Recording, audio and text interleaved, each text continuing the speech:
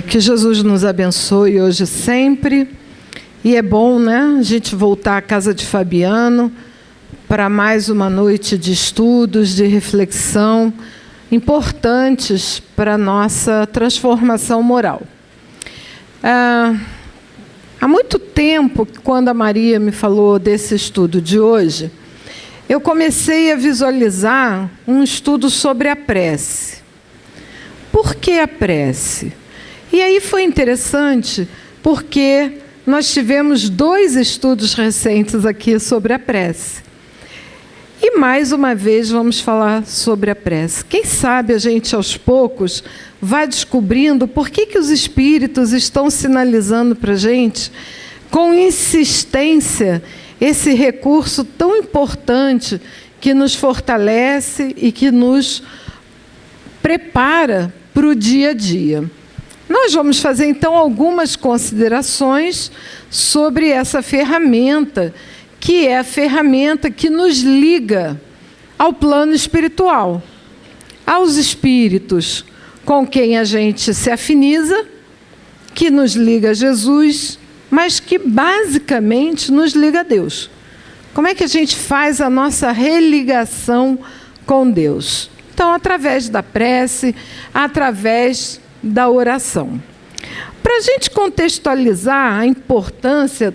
Que é isso? Roberto Luiz. Para a gente contextualizar a importância do estudo, a gente vai sinalizar algumas coisas. A primeira, a infância abandonada. E a gente está vendo que não é só a infância. Agora a gente está vendo os adultos, a gente está vendo os idosos, como essa situação do crack está mostrando a fragilidade, a vulnerabilidade da nossa sociedade.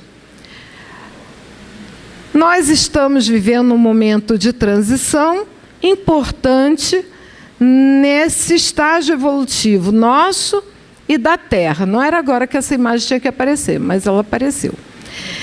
Tem a questão do Alzheimer. Gente, quanta gente tem Alzheimer nos dias de hoje. E a população continua envelhecendo, e nós vamos envelhecer cada vez mais, e cada vez nós vamos ter maior tempo de vida, só que o Alzheimer está nos pegando, está nos encontrando como prova. São as nossas provas, são as nossas oportunidades pedagógicas de transformação moral. Tanto quanto para o enfermo, para a família que precisa cuidar do enfermo. Tivemos recentemente a Primavera Árabe, que ainda traz consequências para a vida em sociedade. Os telejornais, os repórteres não se cansam de trazer a atualização dos fatos, e a gente sabe que nos países árabes o conflito é presente. Temos a crise econômica da Grécia, Espanha, Portugal, Itália, e agora, no final de semana, uma sinalização para o perdão das dívidas da Grécia, que é um país que conseguiu uma condição social para os excluídos que é dado como ideal para os países que ainda têm uma série de problemas de desigualdades de etnia, desigualdade de povos, desigualdade de formação, de produtividade. O Haiti, tão perto da gente, e que passa por uma situação tão dramática, difícil de se reerguer. Quando a gente viu o noticiário do terremoto do Haiti, nós ficamos perplexos diante daquela tragédia. Mas o pior do Haiti não foi aquele terremoto, são os furacões. Acabou de passar acabou de deixar mais alguns desencarnados naquele país, ou seja, um país que lida e vive com a tragédia, né, com o retorno violento ao mundo espiritual de uma maneira cotidiana, e sem falar nas condições de vida que são bastante difíceis, e a obsessão, que é o grande mal da humanidade, que sempre esteve presente na humanidade e que nós não soubemos lidar com ela com adequação durante muito tempo, e agora que vamos descobrindo e vislumbrando através da doutrina espírita como lidar com este problema grave, nós vamos nos fortalecendo e criando os mecanismos em nossos sentimentos, em nossas mentes, para podermos socorrer aqueles que tanto necessitam. Mas, acima de tudo, a gente precisa celebrar a vida. Por que celebrar a vida diante de tantas tragédias, de tanta coisa dramática? Porque Deus nos deu a vida, porque nós existimos, porque Deus nos criou. Porque nós estamos aqui, não foi porque a gente reencarnou através do nosso pai e da nossa mãe. Foi porque Deus deu a vida a gente. Se Deus não tivesse dado a vida a gente, não tinha pai e mãe que pudesse fazer a gente reencarnar. Então, por isso a gente precisa celebrar a vida. Mas não é na Lapa, não é nas casas de show, não é nas noitadas e nas baladas, como pensam muitos, que não são só a juventude. Então vamos celebrar esse Pai Criador que deu o universo para a gente viver. A nossa casa não é o planeta Terra. O planeta Terra é uma das nossas moradias. Nós temos como moradia original o universo. São trilhões e trilhões e trilhões de mundos habitados que poderão nos receber. Espíritos, princípio inteligente, que os médiuns veem como luz quando são bons, porque é claro que esses são os nossos modelos. Não nos interessa outro tipo de modelo. Os nossos modelos têm que ser os espíritos de luz, que são aqueles que decidiram, que são aqueles que já conseguem viver com os ensinamentos de Jesus e mostram para a gente como é bom viver nessa condição. Temos a vida na Terra como oportunidade de evolução. Graças a Deus que podemos viver na Terra. Não estamos quebrando pedrinha aqui, estamos vendo o cortinar de uma nova tecnologia, tecnologias que vemos anunciadas no Memórias de um Suicida e que não sabemos nem do que se trata naquele momento quando Camilo psicografa a obra, mas que hoje vamos vendo aquelas descrições que estão lá já parecidas com algumas coisas que conhecemos, mas ainda tem umas telas que a gente não entende, né, Valdir? A gente não consegue imaginar o que são aquelas telas. E porque nós precisamos fazer a diferença. Nós espíritas, nós cristãos, precisamos fazer a diferença. O cristão precisa fazer a diferença. Porque Jesus não veio derrubar a lei, ele só veio ensinar o perdão, o amor a si mesmo, ao próximo e a Deus. Nós vivemos ainda de um jeito muito animalizado, desrespeitoso, sem fraternidade, sem solidariedade. E nós precisamos nos conscientizarmos que ao acumularmos, ao nos transformarmos, tendo como base os ensinamentos de Jesus, nós vamos conseguir fazer a diferença. E olha como Deus é bom. Ele deu 2 ferramentas fantásticas para a nossa evolução espiritual. As mãos, porque quando aqui na Terra nós precisamos das mãos para trabalhar.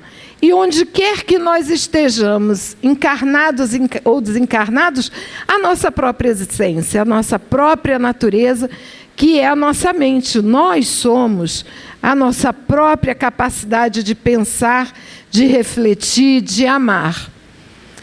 Como é que a gente, então, emite pensamentos. Porque a gente está aqui reunidos, ouvindo essa palestra, algumas coisas que vão sendo ditas ou mostradas, vão dando sinais a vocês de se lembrarem de coisas, de projetarem lá na frente mais algumas imagens. Alguns estão preocupados, estão pensando em outros contextos. É o nosso pensamento que pelas ondas irradia e que pode, pela prece, alcançar mundos inimagináveis, alcançar corações inimagináveis. Podem alcançar a cura, se em nome de Jesus, em nome de Deus, nós desejarmos tanto bem para aquela criatura, que aquela criatura pode ser curada. Nós somos homens de pouca fé, a gente treina pouco, a gente exercita pouco, mas Pedro, não tendo que dar ao homem que lhe pediu ajuda, ele disse: em nome de Jesus estás curado. Levantou-se o homem, carregou a sua cama e estava curado. Então somos nós que precisamos exercitar essa capacidade, através do pensamento, emitirmos, orarmos, fazermos preces que possam ajudar aqueles que necessitam. Prece. Prece, o que é prece? Eu tenho 2 alunas, uma evangélica e a outra católica. E nós trabalhamos as 3 muito bem. Em julho, eu tive um trabalho bastante tenso, e aí teve uma hora que uma delas, a evangélica, vira-se e diz assim: vamos parar. Você precisa orar, você precisa fazer prece, eu preciso orar e você precisa rezar. Vamos parar tudo, porque a gente precisa fazer isso. Prece espírita. Já ouviram falar nisso? Prece espírita? Existe prece espírita? Tem diferença da prece dos espíritas, da prece dos católicos para as preces dos evangélicos? Conversar com Deus. Caramba! A gente ouve falar em prece em casamento kardecista. Isso está no Google, hein? Isso existe? Não, claro que não. Batizado espírita, está lá no Google. Isso existe? Mas é momento que se ora? É momento que se ora. Mas no espiritismo não tem isso. 7º dia, 30º dia, isso existe para a gente? Não, claro que não. E tem umas outras coisas que a gente encontra no Google: exorcismos, fórmulas, palavras sacramentais, amuletos, talismãs. Nada disso existe. Práticas exteriores ou quaisquer outros sinais materiais, porque a gente não precisa de nada disso para orar. Ninguém precisa de nada disso para orar. Não somos só nós, não. Ninguém precisa disso, de nada disso para orar. Para orar, a gente precisa desejar conversar com os espíritos, conversar com Deus. Mas se a gente vai continuar pesquisando sobre prece no Google, olha o que a gente descobre. Um livrinho chamado Coletânea de Preces Espíritas. Vocês disseram que não existia prece espírita. E um livrinho chamado A Prece Segundo o Evangelho. E olha só, aqui não está aparecendo, mas esse aqui foi publicado pela Federação Espírita Brasileira, e esse aqui também foi publicado pela Federação Espírita Brasileira. E sobre as 2 obras diz assim: essa valiosa obra é constituída de 3 partes. Resumo da doutrina espírita, pedi e obtereis, dissertação sobre qualidades, eficácia e ação da prece, e coletânea de preces espíritas. Eu acho que a gente já ouviu falar sobre isso. O objetivo da coletânea não é apresentar um formulário absoluto, pois, conforme Kardec, os espíritos não prescrevem nenhuma fórmula absoluta de preces. Quando as dão, é para fixar as ideias e, sobretudo, para chamar a atenção sobre certos princípios da doutrina espírita. Olha que coisa interessante, não é? Então, quando os espíritos sinalizam Prece pelos mortos. Se a gente for estudar aquela prece, a gente vai observar que ali, naquele texto, existem princípios da doutrina espírita que vão falar o nosso coração e a nossa razão sobre os espíritos desencarnados. Quem são os mortos? São os espíritos encarnados. Olha lá, a prece, esse livrinho pequenininho. Ele foi publicado em 44. Alberto, eu acho que você vai ter que ir para lá. Ele tem um sumário com uma exortação aos espíritas brasileiros, e é muito curioso esse texto, porque ele não está na obra original, ele só está nesse livrinho. Estudos sobre obsessões.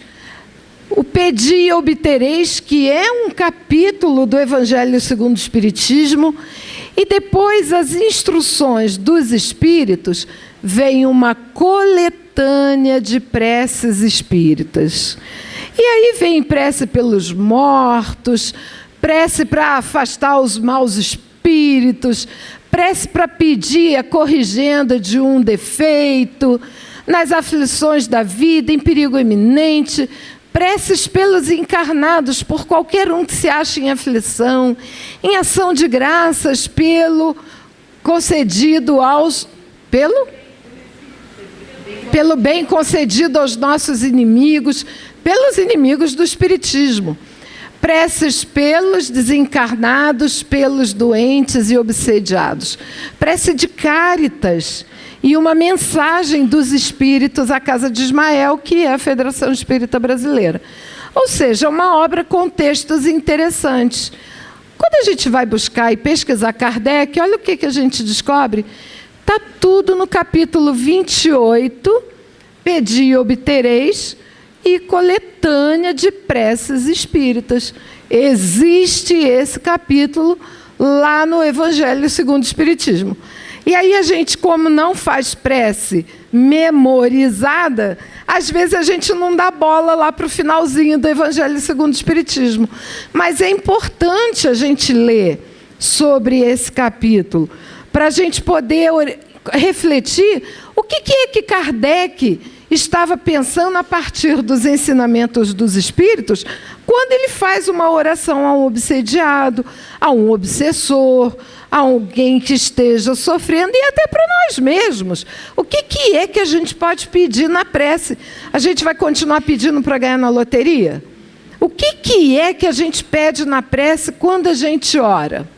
Então, a gente, quando vai lá no capítulo 27, vê o Pedi e Obtereis, que é o que vem antes, a gente vê Kardec trazendo um texto de Mateus, no capítulo 6, que fala, que Jesus fala, para que a gente não se assemelhe aos hipócritas, para que a gente, nas nossas preces, não peça muito, para a gente não fazer como os pagãos, que são aqueles que não têm os grandes conhecimentos que a gente já pode ter pelo acesso que a gente tem à informação.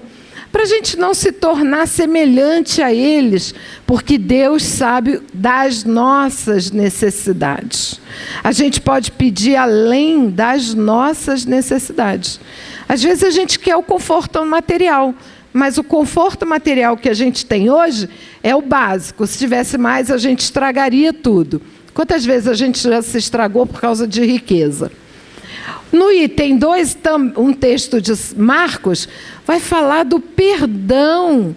Então, quando a gente for orar, se a gente vê alguma coisa contra alguém, perdoa a criatura antes da oração. Não é?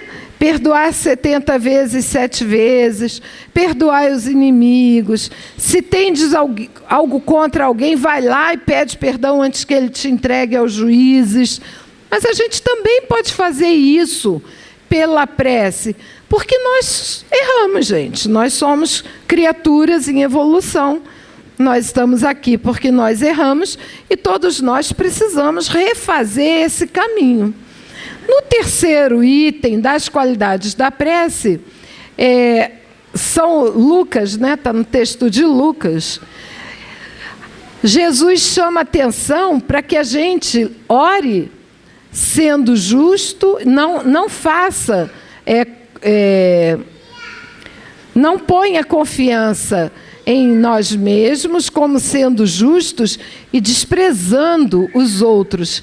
Que a gente não faça como o publicano ou como o fariseu, que vai falar das suas qualidades e o outro se humilhar a ponto de, muitas vezes, sofrer com aquela humilhação. Jesus definiu claramente as qualidades da prece. Então, não se colocar em evidência. A gente não precisa falar das coisas que a gente está fazendo de bem, nem de mal, porque Deus sabe o que a gente está fazendo.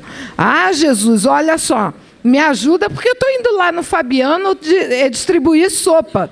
Então, vamos lá. Isso é moeda de troca. A espiritualidade não funciona assim. A nossa evolução não funciona assim. Então, não se colocar em evidência. Orar em secreto, mas sem precisar se recolher ao oratório, criar aquele ambiente só para você orar, não é? Criar um local que só você pode entrar para orar ou que só se ore ali naquele local. Mas orar em secreto, sem espalhafato. Não vos afeteis orar muito, pois não é pela multiplicidade das palavras que sereis escutados, mas pela sinceridade delas.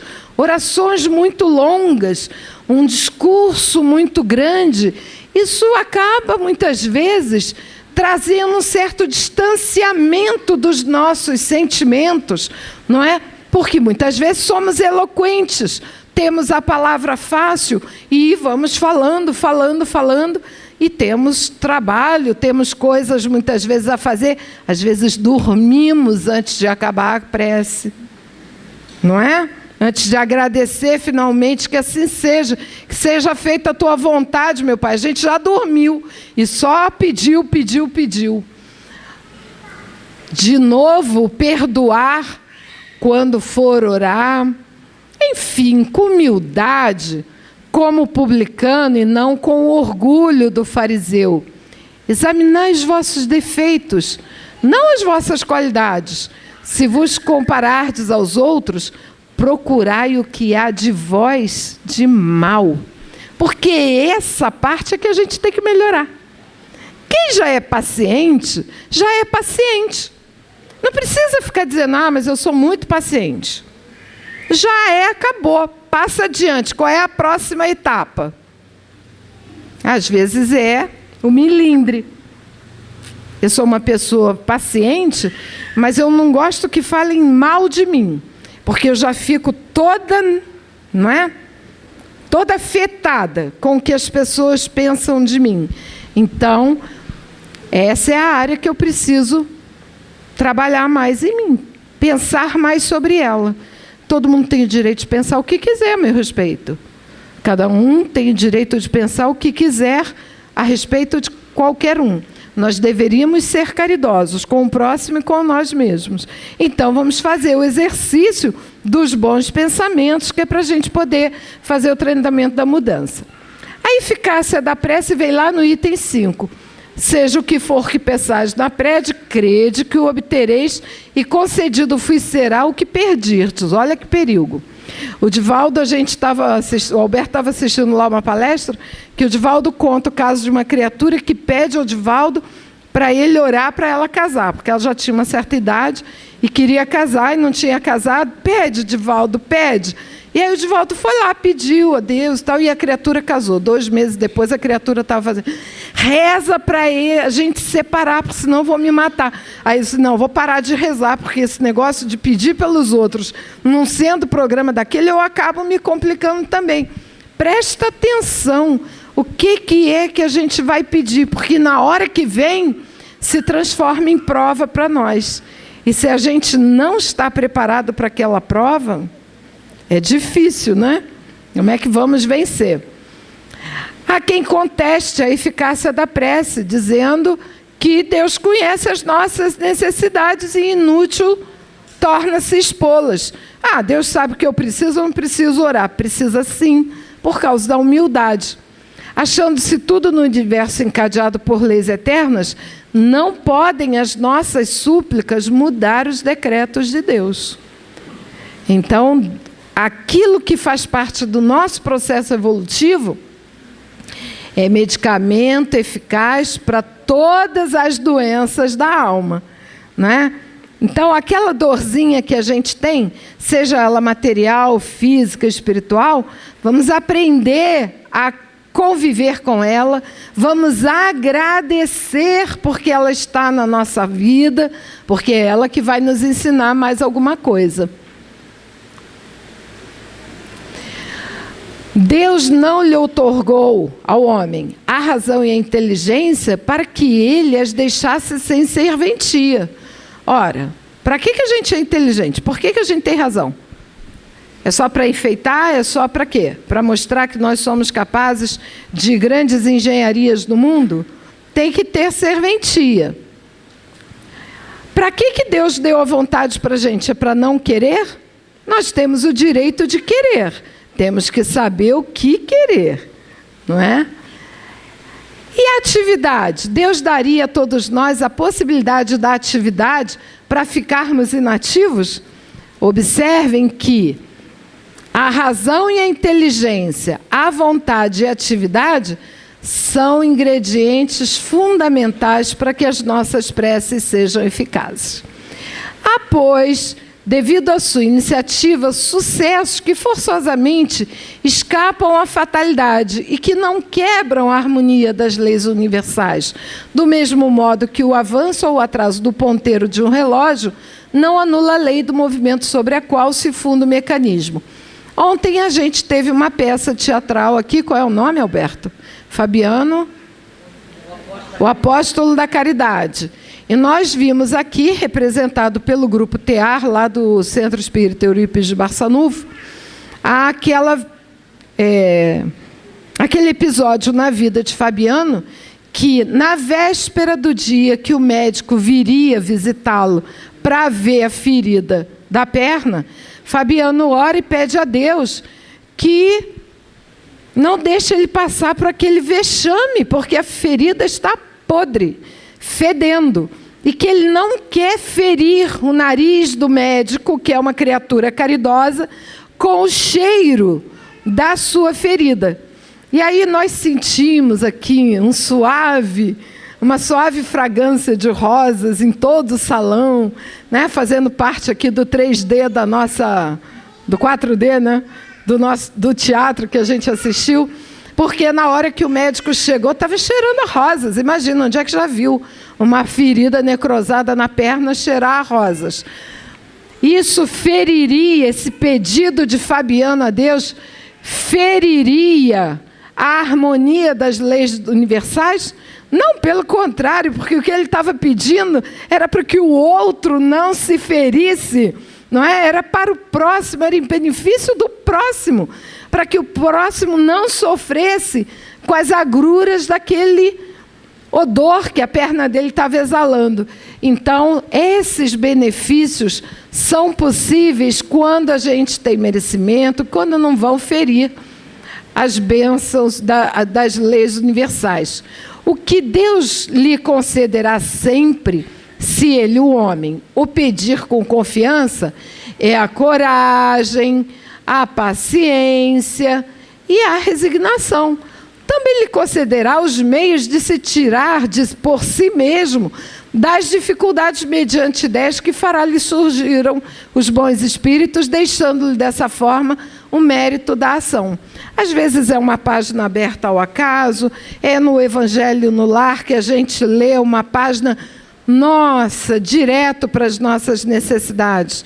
É na hora que a gente está fazendo a prece que vem a intuição da melhor conduta, ou seja, os espíritos estão sempre conosco a nos ajudar, porque o objetivo é que a gente evolua. E ainda dá um exemplo, o Kardec dá um exemplo, um homem se acha perdido no deserto, assim martiriza terrivelmente, desfalecido ele cai por terra, pede a Deus que o assista e espera. Vocês acreditam que vai aparecer um anjo para socorrer a criatura que está ali deitada no chão, caída no deserto? Claro que não, não vai vir anjo nenhum. No entanto, na oração, ele poderá perceber em algum lugar do deserto o caminho que vai levá-lo ao oásis. Sem ter fé, ele vai exclamar: obrigado, meu Deus, pela ideia que me inspiraste e pela força que me deste. Mas, se lhe falta a fé, exclamará: que boa ideia eu tive. Vai achar que a ideia é dele, não é? E se ele tiver fé, ele vai saber que ele foi amparado ali naquele momento. A prece é uma invocação. Todo mundo que frequenta a reunião de quarta-feira, e nós somos bem aqui mais de 60 pessoas, sabemos que oramos para pedir a proteção dos espíritos, que oramos para pedir consolo aos espíritos, oramos para acalmar os espíritos que aqui vêm em busca de consolo e esclarecimento. Então a gente pode fazer essa invocação porque a gente entra em comunicação com o ser a quem a gente dirige a nossa oração. Mas ela também pode ser para pedir, para agradecer e para glorificar. O que é que a gente faz normalmente? Pede. Pede, pede, pede, pede, pede, pede. Quando é que a gente agradece? Mas quando é que a gente glorifica a Deus? Quando é que a gente louva a Deus? Muitas vezes a gente não tem esse hábito, a gente nem sabe do que se trata. E a gente, em momentos de reflexão profunda, é quando a gente pode demonstrar a verdadeira gratidão a Deus, é quando a gente está o glorificando a sua obra. No livro Entre a Terra e o Céu, que o Chico psicografou, né, um livro do André Luiz psicografado pelo Chico, o André Luiz dá a seguinte definição de prece. Prece é ação, provocando a reação que lhe corresponde. Nós pensamos, temos um retorno do nosso pensamento. Conforme a sua natureza, paira na região em que foi emitida, ou eleva-se mais ou menos, recebendo a resposta imediata ou remota, segundo as finalidades a que se destina. Desejos banais encontram realização próxima da esfera em que surgem. Impulsos de expressão mais nobre são amparados pelas almas que se enobreceram. Ideias e petições de significação profunda na imortalidade remontam às alturas. Cada prece, tanto quanto cada emissão de força, se caracteriza por determinado potencial de frequência e todos estamos cercados por inteligências capazes de sintonizar com o nosso apelo, à maneira de estações receptoras. Se a gente quer ganhar na loteria, também são os desejosos de ganhar na loteria que vão ficar aqui perto da gente. Mas se a gente quer elevação espiritual, se a gente quer a cura para os nossos males físicos, e se a gente entrar em sintonia com os médicos da espiritualidade superior, são esses médicos que poderão estar conosco. Podemos orar por nós mesmos, por outrem, pelos vivos e pelos mortos. Nas nossas casas, podemos orar também pelos vivos e pelos mortos. No culto do Evangelho no Lar, é um local, uma hora boa para a gente fazer esse tipo de oração. E as preces feitas a Deus, elas são ouvidas pelos espíritos incumbidos da execução de suas vontades. As que se dirigem aos bons espíritos são reportadas a Deus.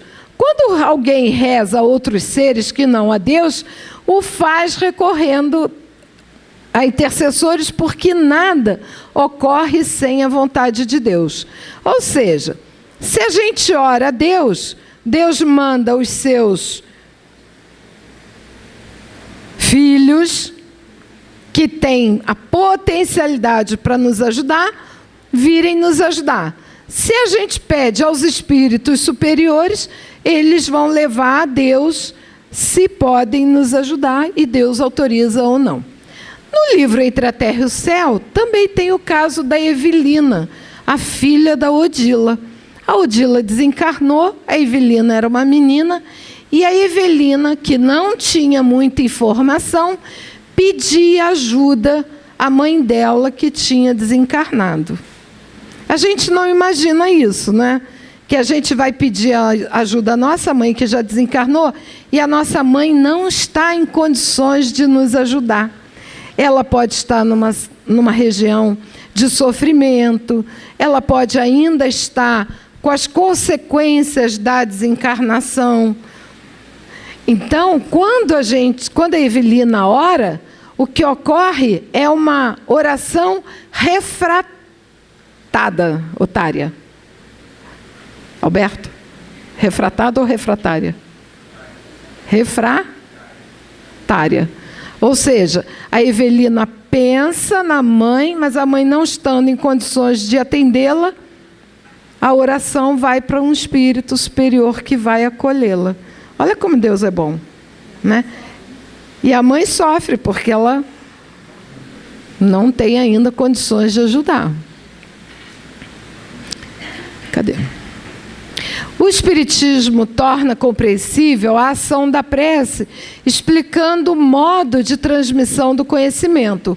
Podemos conceber, primeiro, que estamos mergulhados no fluido cósmico universal que ocupa o espaço, todos os seres encarnados e desencarnados.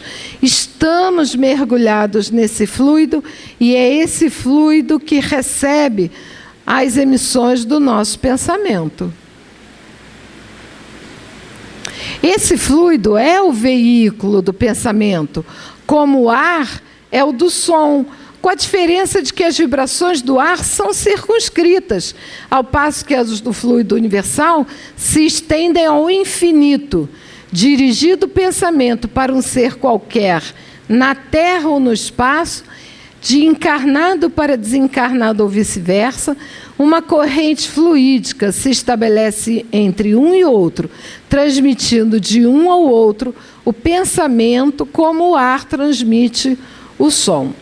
E aí, se vocês se lembram daquela cena do filme Nosso Lar, que os espíritos que vão desencarnando durante a Segunda Guerra Mundial vão sendo trazidos aqui para o nosso lar, e aí chega numa cena muito emocionante, um monte de espíritos que viveram como judeus em diferentes países da Europa, e eles vão para nosso lar, uma colônia fundada, criada por portugueses, que falam o quê?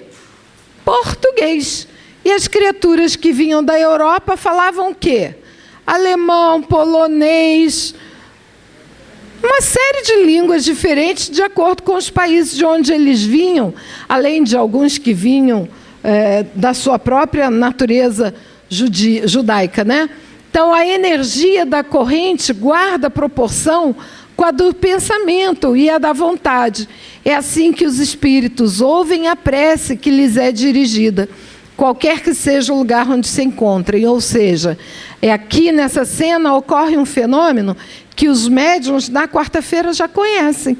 Eles percebem um espírito que vem de um país árabe, falando em árabe, e o médium fala em português. Porque a linguagem universal ela é transmitida através do sentimento, e aí os médiuns decodificam e conseguem falar em português.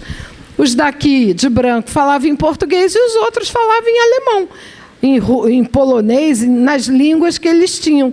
E cada um se entendia porque o pensamento tem essa potencialidade. De novo, um livro psicografado pelo Chico, que foi transmitido pelo André Luiz, Os Mensageiros.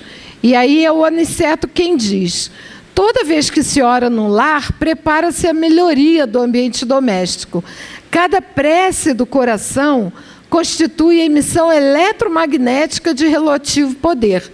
Por isso mesmo, o culto familiar do Evangelho não é tão só um curso de iluminação interior, mas também processo avançado de defesa exterior pelas claridades espirituais que acendem em torno. O homem que ora traz consigo inalienável couraça. O lar que cultiva a prece transforma-se em fortaleza. Compreenderam? As entidades da sombra experimentam choques de vulto em contato com vibrações luminosas do santuário doméstico, e é por isso que se mantém à distância, procurando outros rumos. Se vocês têm já o culto do Evangelho do Lar como um hábito na família de vocês, observem o que acontece no seu entorno, entre os vizinhos que vivem conflitos terríveis. Se eles não vão se acalmando, se no dia do culto na sua casa, a casa do vizinho não tem briga, não tem gritaria, não tem tumulto, porque a gente vai fazendo isso. Aos poucos, a nossa casa vai sendo fortalecida e a gente vai beneficiando os nossos vizinhos. A gente pode beneficiar o bairro inteiro. A gente pode beneficiar uma região geográfica imensa. Vai depender da amplitude das nossas orações.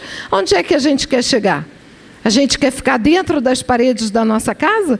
Ou a gente quer chegar aonde estão os nossos amores, aonde estão aqueles que sofrem, aonde estão os enfermos?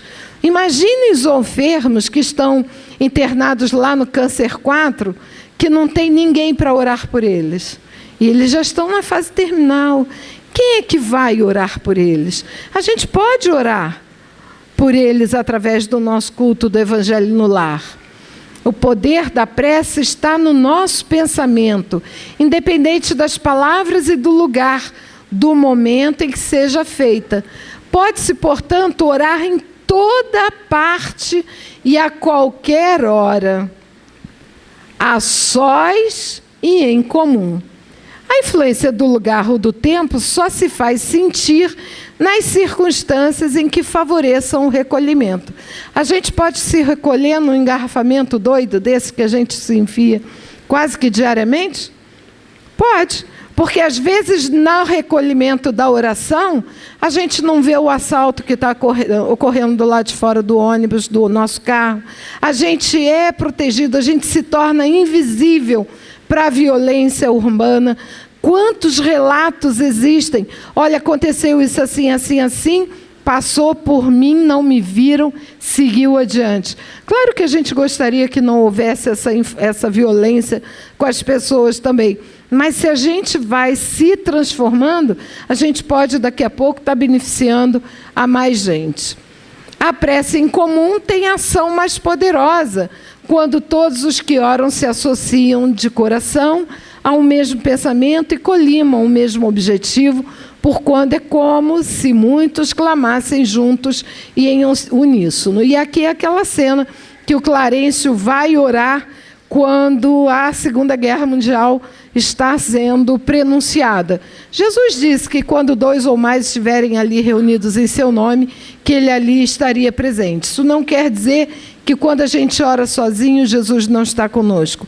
Claro que Jesus está conosco, mas o que ele lança para a gente é o desafio da companhia, é o desafio da nossa socialização, é o desafio do perdão aos inimigos. Às vezes são 2 familiares que moram no mesmo lar, um não fala com o outro. Na hora do culto, alguém se tranca no quarto e o outro faz o culto sozinho na sala. A rigor, não estariam 2 ou mais ali orando. Mas se alguém orar envolvendo aquele que está lá dentro do quarto, é claro que Jesus vai estar ali socorrendo e atendendo. Deus nos concederá sempre a coragem, a paciência, a resignação e os meios de nos tirarmos por nós mesmos das nossas dificuldades, mediante ideias que fará nos surgiram os bons espíritos, deixando-nos dessa forma o mérito da ação. A gente sabe que o espírito protetor do Chico era o Emmanuel e que o espírito protetor do Divaldo é a Joana. Nem sempre a gente sabe o nome do nosso espírito protetor, mas muitos de nós sabem, conhecem, percebe a aproximação, sonha com ele dá avisos a gente com uma certa familiaridade, frequência, intimidade. Será que a gente agradece toda vez que acontece isso? Ou a gente lida com isso com uma naturalidade tal a ponto de achar que é obrigação deles mesmos nos avisar? Nada disso. Não é obrigação, não. A gente tem que cuidar muito bem do nosso anjo da guarda, porque ele está ali porque Deus permitiu para cuidar da gente. Os espíritos hão dito sempre: a forma nada vale, o pensamento é tudo. Ore, pois, cada um segundo suas convicções e da maneira que mais o toque. Um bom pensamento vale mais do que grande número de palavras com as quais nada tem o coração. E a gente só vai conseguir realmente se comunicar com Deus se a gente juntar, não é? A razão e a emoção. Auxiliar os que sentem embaraço para externar suas ideias, pois alguns há que não acreditariam ter orado realmente, desde que não formulassem seus pensamentos. Tem gente que acha que só ora quando reza a Ave Maria, que só ora quando reza o Pai Nosso, que só ora quando canta os louvores que estão na Bíblia. E não é verdade. A gente ora também quando a gente formula os nossos pensamentos. A gente formula: muito obrigado, meu Deus, pelo perigo que eu acabei de vencer. Muito obrigado por conviver com essa criatura. Meu Deus, dai tudo de bom para essa criatura que está aqui caída no chão e que mais eu não posso fazer. Dá a ela o que ela necessita. São formas de caridade e são formas da gente exercitar essa doação interior. Alguns não conseguem fazer preces em público. Vocês veem que a gente tem aqui, né, um rodízio de prece final. E aí é assim, às vezes a gente convida alguém e alguém diz assim: não faz, não pede para eu fazer a prece em público, não. A prece em público é esse diálogo com Deus, é o diálogo com Jesus, é o nosso agradecimento aos espíritos amigos que estão sempre aqui conosco. Então não é nada, nenhum bicho de 7 cabeças, né? Mas tem que ser inteligível, a gente tem que estar compreendendo o que a gente está falando. A qualidade principal da prece é ser clara, simples e concisa, sem fraseologia inútil, nem luxo de epítetos, que são meros adornos de lantejoulas. Imagina os espíritos falando isso para Kardec lá em 1855, 56. Cada palavra deve ter alcance próprio, despertar uma ideia, pôr em vibração uma fibra da nossa alma. Numa palavra, deve fazer refletir.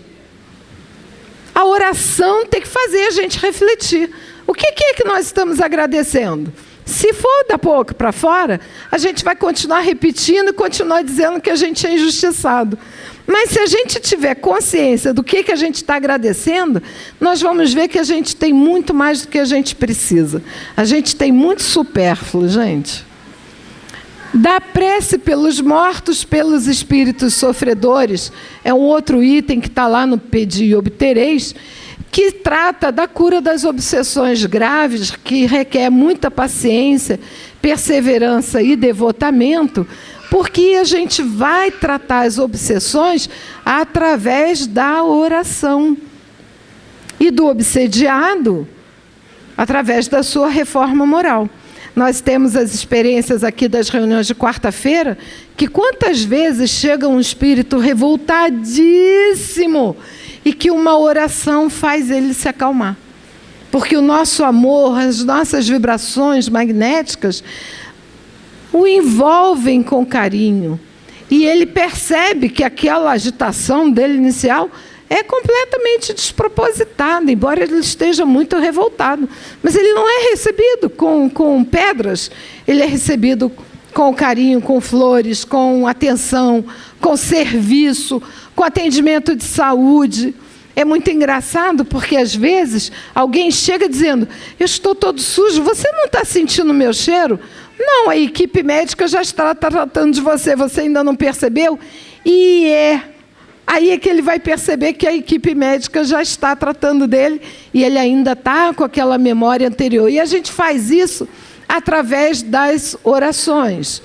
Existe também tato e habilidade a fim de encaminhar para o bem espíritos muitas vezes perversos, endurecidos e astuciosos, porquanto há os rebeldes ao extremo. Na quarta-feira aparece tudo disso aqui, né? Aparece porque nós somos assim. Os espíritos desencarnados, eles são como nós somos. Nós também somos astuciosos, nós também somos beligerantes, nós também somos hipócritas, nós também fazemos farisaísmo, nós somos assim. Então aquele espírito vem dialogar com a gente, né? Que é para ajudar, é uma ajuda mútua, né? E a gente a eles, eles a nós. Na maioria dos casos, temos que nos guiar pelas circunstâncias no diálogo com eles, qualquer que seja, porém, o caráter do espírito, nada se obtém, isto é, um fato incontestável, pelo constrangimento ou pela ameaça. E a gente sempre ora. A gente sempre ora porque a oração é que faz o espírito refletir. É o que faz ele mudar o pensamento dele para se preparar para um grande encontro que normalmente ele vai ter. Toda a influência reside na ascendência moral. Não somos nós que somos elevados moralmente, mas são os espíritos encarnados que estão próximos e que estão ali refletindo luz e que muitas vezes eles fecham os olhos para não verem a luz, para não se sentirem afetados por aquela luminosidade todas. Depois vão entrar 2 capítulos, subcapítulos, como instrução dos espíritos sobre a maneira de olhar e a felicidade que a prece nos proporciona. Que, na verdade, Kardec já falou sobre isso nessa exposição anterior. E no capítulo 28, então, vem a coletânea de preces espíritas. E é muito interessante que a gente leia essas preces espíritas para que a gente possa refletir sobre os ensinamentos que que os espíritos trouxeram a Kardec. Então, para que a gente reflita um pouco mais sobre a oração, nós vamos ouvir o finalzinho de uma palestra do Divaldo, que ele fala sobre a oração.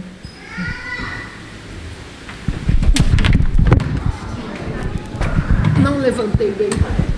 Gisela, levanta a cadeira aí, por favor.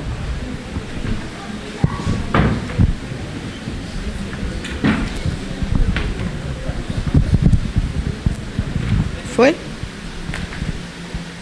Está aberto aqui.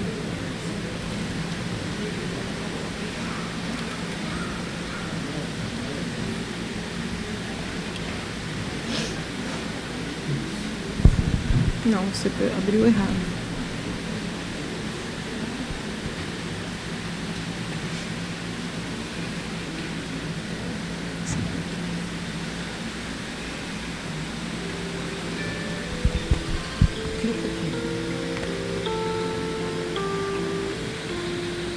Deixa eu ver aqui.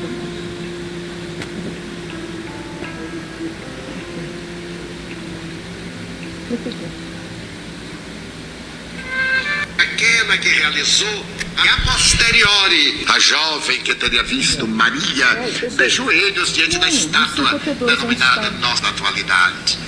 E as propostas modernas da psicoterapia levam-nos a fazer uma viagem a essa questão abordada por Allan Kardec e presente em todas as religiões, o hábito da oração. O apóstolo Paulo tem a ocasião de dizer: orar sempre e incessantemente, procurar abrir a alma para poder sintonizar com as fontes generosas da vida, criarmos o hábito de orar não só para pedir, para mudar o nosso destino, para conseguir as coisas que fazem parte do cotidiano, mas sobretudo orar para nos apaziguarmos, orar para encontrar o nosso Deus interno, orar para ser profundamente feliz. No momento quando a nossa mente silencia das torpezas morais, a partir do instante em que nós procuremos a quietude com Deus, e estabeleçamos o vínculo de amor com a divindade. A nossa vida será um ato de oração. Então, os tormentos de fora não nos perturbarão. O vozerio e o clamor das perturbações em volta não lograrão atingir-nos. Chegamos a um momento de desaires e de angústias por imprevidência. Nada obstante, saibamos das recomendações do Mestre, ainda preferimos o tumulto. Há uma necessidade imperiosa, meus filhos, de nos aquietarmos para que o Senhor possa falar no ádito dos nossos corações aquilo que pode servir-nos de diretriz para a segurança pessoal. Torna-se-nos indispensável a perfeita identificação com o Pai através da oração. Alguém tornou-se adversário infeliz da nossa existência. Oremos por ele, porque perdeu a direção de si mesmo.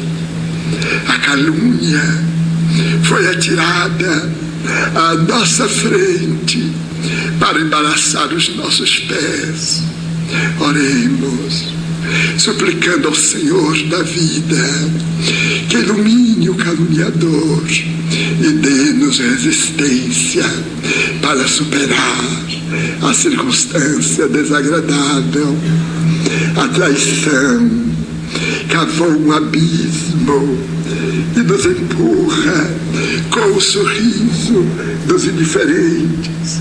Oremos ainda aí em favor do companheiro equivocado, suplicando forças para não tombarmos na sua cilada.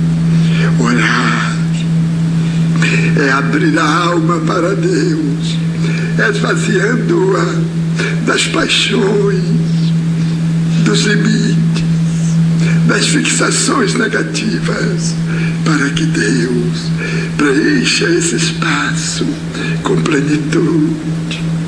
Vós fostes honrados com a dádiva do conhecimento espírita. Vós dialogais com aqueles que vos precederam na viagem de volta à grande família. Vós sabeis que não cai uma folha da árvore ou um fio de cabelo das vossas cabeças que não seja pela vontade do Pai, graças às suas leis. Tente coragem. O infortúnio é um acidente de percurso em vossa viagem de evolução. O sofrimento é uma experiência para avaliação das conquistas espirituais de que sois portadores.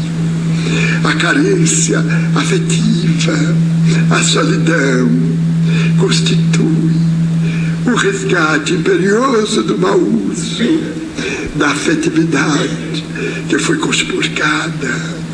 Em qualquer situação, tendes a claridade da lei de causa e efeito para entenderdes, mas dispondes da oração para, em comunhão com Deus, superardes os impedimentos e as dificuldades. Não vos desespereis, nunca estareis a sós.